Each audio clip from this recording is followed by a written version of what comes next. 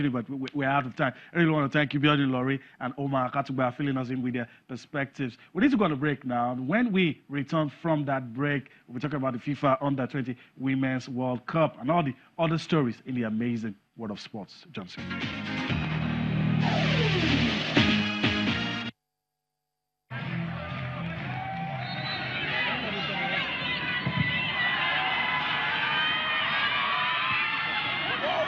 Going to fall for Eluesso.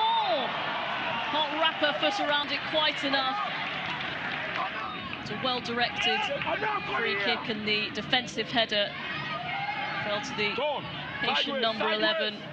Not a bad opportunity. The first attempt on goal of the day. Tries to play in Jeudi. Oh, and the goalkeeper Nadozi just about grabbed it. Having a few words with the defence. That's a good ball by Dumone. Just about got away with that one. Mondesir was there in case of any sort of good run. Emu up ahead. She finds her. Oh, and that might be a penalty. Yes, it is. Penalty to Nigeria. Emu fouled in the box. And all of Haiti's good work undone. Nigeria have the chance to take the lead. Strokes it home. And Nigeria have the lead here. A precious one-goal advantage against the Haitians. Coolly done by Nigeria's star striker, Rashidat Bade. Looking for the run of Jeudi. Oh, it might fall here for Mondesir. Fantastic run by her. The goalkeeper came. The defender presented it to Mondesir. So nearly inch perfect over the goalkeeper. Couldn't beat the...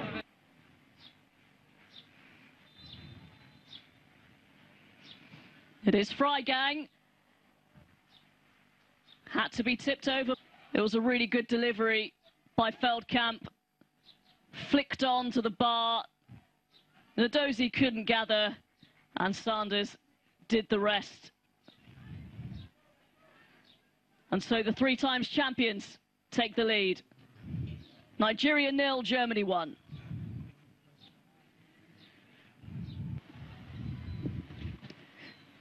Here is Amu. It's down and it's well hit. Oh, off the bar by Peace Efe.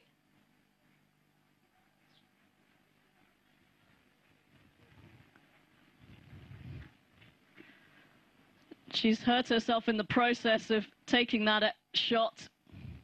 So close to the equaliser. It fell nicely for her. She hit it sweetly.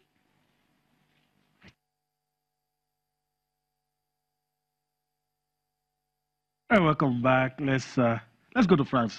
Let's go to France. I'm happy that we're still talking about our team at this stage, and we're talking about France. So, Kadi, your thoughts, basically. Now, the coach is saying, look, I forgot about it. China scare. It was a huge scare. I forgot about it. I'm thinking of the final, but I'm also thinking you have to play 2 games to get to the final. Is that being confident, or, I don't know, or being overconfident? Well, coaches tend to talk tough and also to spike the psyche of their players and, in a way, put fear in the minds of the opponent. But beyond that, you need to have the capacity to walk the talk. Does he have it at this stage against Spain? Remains to be seen. Even if they're unable to overcome the order of the Spaniards, I want to believe that a few of the players we have seen at this competition, by digging deep, pulling the chestnut of the fire to get that last gap equalizer against China, says a lot about the quality that some of these players have looking to the Super Falcons in the nearest future, say the Women's Nations Cup to be hosted by Ghana later in the year. I would want them to go as far as possible. They've been in the final twice in 2010 and in 2014, losing to Germany on both occasions. But you need to look at the positives if they fail to. For Chris Danjuma, let's hope he's able to actually go beyond just shouting at the touchline and effecting some tactical nuances and ingenuity as a coach to do well and progress as far as possible in the competition?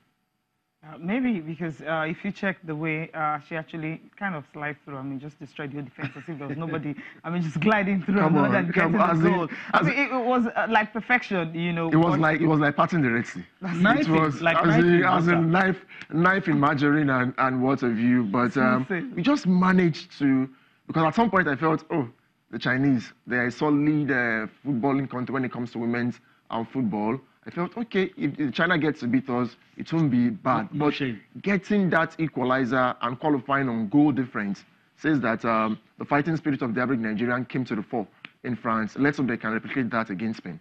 Well, let's hope so. But let's listen to Christopher Danjuma talking about his own targets at the tournament.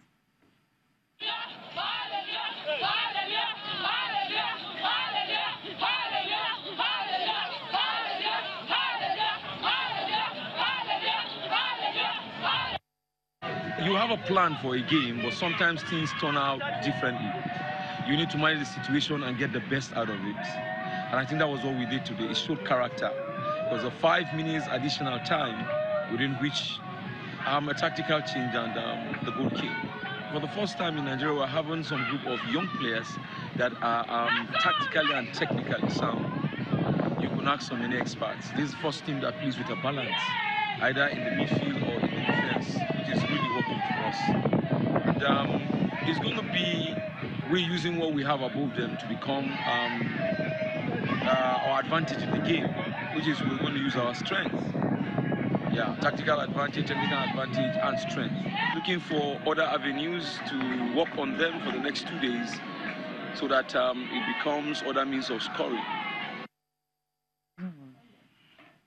Okay, well, he's planned in the game against China, just didn't work out well. But against Spain, he's hoping that's going to work out. And if it does, well, who knows? Semi-finals just be next, and before you know, so you just have like 2 more games and he's in the final. So I understand why, you know, you can try to dream. And when you're dreaming, just knowing that your girls go all it takes to actually take a step further. And we've been to the finals twice. And maybe what Nigerians should be looking at right now, how we can win it. Okay, no pressure right now. It's going to be difficult.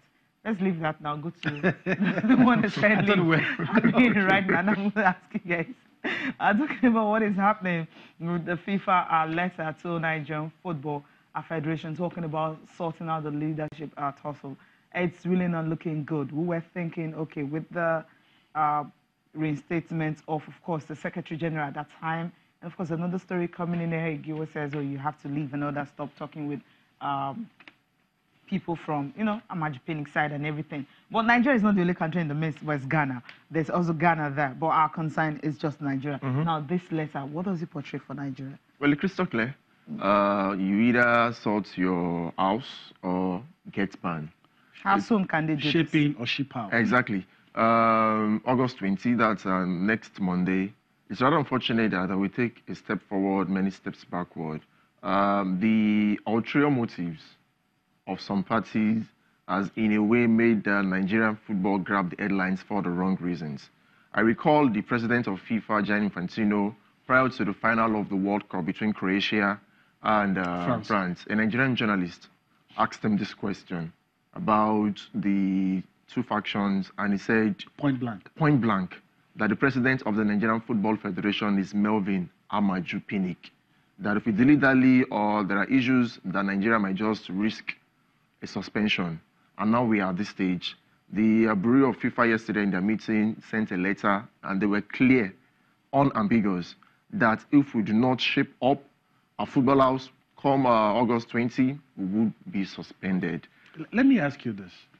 I'm just trying to play the devil's advocate. You know where I stand anyway, but do Where we need do you stand? I don't know. Do we need a FIFA ban?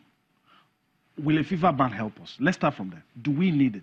Well, I hope it does. And I also hope we do not get to that stage where we would have to be banned, because it appears some parties are like... Can we sort ourselves out before? It appears some parties are like, okay, get the letter from let them just ban us and halt every footballing activities in the country. It appears so. It's very, very unfortunate, but it is what it is. Going by the development made by the Amaju and Pinnick board and how Nigeria is featuring at competitions. We just talked about the Falconets. Come September, Nigeria should be playing a Nations Cup qualifier against Seychelles. Falcons will be featuring defending the trophy they won 2 years ago in Cameroon and Ghana later in the year. And many competitions lined up. Don't forget our under-17, the league as well. The consequence will be far more negative than just suspending us. So how about those people who give, propound the theory of, okay, we can do in-house cleaning if the big hammer falls? Well, what do you say to We do not need in-house cleaning. We are a subset of FIFA.